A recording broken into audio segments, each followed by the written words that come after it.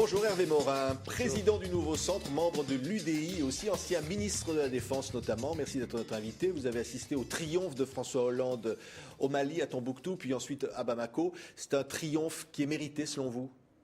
Il y a un vrai succès militaire et il y a une décision politique qu'il fallait prendre. On n'y est allé vraiment par obligation et par devoir. Et il fallait empêcher que des terroristes prennent Bamako. C'est aussi simple que ça. Mais je voudrais simplement insister sur le fait que ce succès militaire, au moins autant qu'on peut le mesurer, ne règle en rien les trois questions centrales qui demeurent. La première question, c'est comment constitue-t-on une force panafricaine crédible capable de restaurer la souveraineté du Mali ? C'est pas le cas encore, elle n'est pas constituée ? Écoutez, non, il ne me semble pas qu'elle soit constituée. Puis deuxièmement, qui l'équipe, qui la forme, qui la coordonne, qui lui permet d'être organisée correctement pour mener ses opérations. Tout ça reste entier. La deuxième question, c'est est-ce qu'un jour les Européens vont accompagner réellement les Français dans la reconstruction du Mali ? Ça, c'est pas le cas, malgré les promesses. Les Européens donnent quelques millions d'euros, mais vous vous rendez bien compte qu'une force panafricaine soutenue par la force française qui va représenter 10, 15 000 hommes, c'est 100, 150 millions, 200 millions d'euros par an. Et donc, c'est pas les 3 millions d'euros promis par les uns, les 10 par les autres qui suffisent. Et puis la troisième question, c'est l'engagement ou le début d'un processus politique et d'un dialogue, notamment avec les Touaregs. Donc ces trois questions-là, vous voyez, je voudrais que dans cette affaire, on distingue bien le court terme avec le moyen terme. C'est-à-dire que vous dites qu'il fallait y aller. Il fallait la France a eu raison d'y aller, mais il ne fallait pas y aller dans ces conditions-là. Si, il fallait y aller dans ces conditions, puisque de toute façon, on se retrouve tout seul. On ne va pas revenir sur le passé. Je pense qu'on a perdu du temps diplomatique. Il a manqué en France à la fois une initiative en Afrique pour constituer la force panafricaine dès le discours de François Hollande aux Nations Unies. Il a manqué une vraie initiative européenne. Mais ce n'est pas grave. Parlons de l'avenir. Et l'avenir, il y a trois sujets. La force panafricaine. Moi, j'ai en souvenir la MINUAD. Tout le monde l'a oublié, qui était une force panafricaine pour le Darfour. Très franchement, ça ne marchait pas. On ne peut pas dire que les États d'Afrique de l'Ouest sont des États où il y a des forces armées, à part le Tchad ou le Sénégal, qui sont réellement solides et crédibles.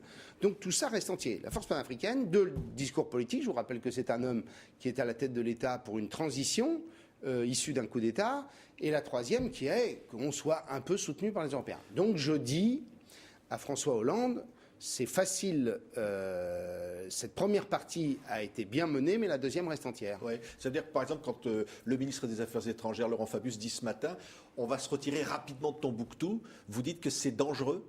Non, je dis simplement que cette force panafricaine, il va bien falloir la soutenir. Qu'est-ce qu'on entend par soutien ? Parce que c'est un mot du domaine militaire. C'est comment constituer un état-major crédible, quels sont les moyens de transmission, quel est le soutien logistique. Tout ça, ce sont des éléments que n'ont pas ou très peu ces forces africaines. Vous dites aujourd'hui, il y a un nouveau François Hollande, un avant et un après. Il a acquis ses galons de chef de l'État. Il est chef des armées, il a bien fait d'aller au Mali ce week-end pour dire bravo aux militaires français. Mais j'ai envie de lui dire aussi, c'est plus facile de se faire applaudir à Bamako que de se faire applaudir à Fleuranges ou à Aulnay. Et donc n'oublions pas qu'il y a un sujet essentiel qui est la dégradation de l'économie française et le drame que ça constitue pour des centaines de milliers de familles en France. Alors certains observateurs ont fait le parallèle entre le triomphe évidemment à Bamako et à Tombouctou du chef de l'État et puis pendant ce temps des chicanes au sein du gouvernement avec les propos de Jean-Marc Ayrault notamment sur la PMA qui ne serait pas forcément adoptée avant la fin de l'année comme le disait auparavant sa ministre de la Famille. Alors là apparemment il y a rectificatif du rectificatif. Vous dites c'est quoi, cafouillage ou absence de volonté de faire la PMA du gouvernement ? Écoutez, il y a deux façons de voir les choses. Soit c'est la volonté de le faire palier par palier. En clair, on explique qu'on fait le mariage pour tous en disant que la GPA ou la PMA ne sont pas à l'ordre du jour. Puis, de toute évidence, ce sujet est aussi réglé, puisque quand le président du groupe socialiste à l'Assemblée nationale dit « ce texte sera discuté avant la fin de l'année à l'Assemblée nationale », quand on est dans la majorité, on ne discute pas pour discuter, on discute pour décider. Ça veut dire clairement que les socialistes ont décidé d'intégrer la PMA avant la fin de l'année dans le corpus législatif français. C'est ça que ça veut dire. Vous pensez qu'il y a une absence de volonté de Jean-Marc Ayrault de faire la PMA et vous lui dites qu'il ne faut pas la faire ? Je dis qu'il ne faut pas la faire pour une raison simple. C'est que moi j'étais hostile pourquoi je demeure hostile au mariage, parce que je pensais que le contrat d'union civile réglait les choses. Le mariage pour tous, donc le mariage homosexuel. Voilà, je pensais qu'il était assez facile de dire, voilà, les homosexuels, les couples homosexuels ont légitimement des droits à obtenir. Très bien. Faisons en sorte que nous accordions à ces couples les mêmes droits qu'aux couples hétérosexuels. N'appelons pas ça mariage pour éviter de heurter la société française qui n'a pas besoin de ça. Deuxièmement, moi je suis pour l'adoption parce qu'aujourd'hui, à travers l'adoption par des célibataires, on peut, quand on est homosexuel, en clair, élever un enfant indirectement, mais sans pouvoir faire bénéficier à cet enfant des droits dont il a légitimement, qu'il peut attendre de la société française. Et troisièmement, je dis en revanche, la PMA, ça n'est plus le droit de l'enfant à être protégé, c'est le droit à avoir un enfant. Or, le droit à avoir un enfant, ça correspond aussi à une procédure simple qui consiste à faire un enfant. Voilà, il faut un homme et une femme pour ça. Oui, alors, sur ce sujet, comme sur d'autres, vous dites qu'il y a finalement un rideau de poussière pour cacher les vrais problèmes ? Il y a là, de toute évidence, pour le gouvernement, l'idée qu'on va introduire ça tranquillement, mais en 2 temps, pour éviter de brouiller le premier message. Un dernier mot, l'UDI, l'Union des démocrates indépendants, dont vous faites partie, avec Jean-Louis Borloo, le président du Parti radical. Alors apparemment, Jean-Louis Borloo ne serait plus candidat à la mairie de Paris. Vous confirmez ? Je n'en sais rien. Moi, je continue à penser qu'il y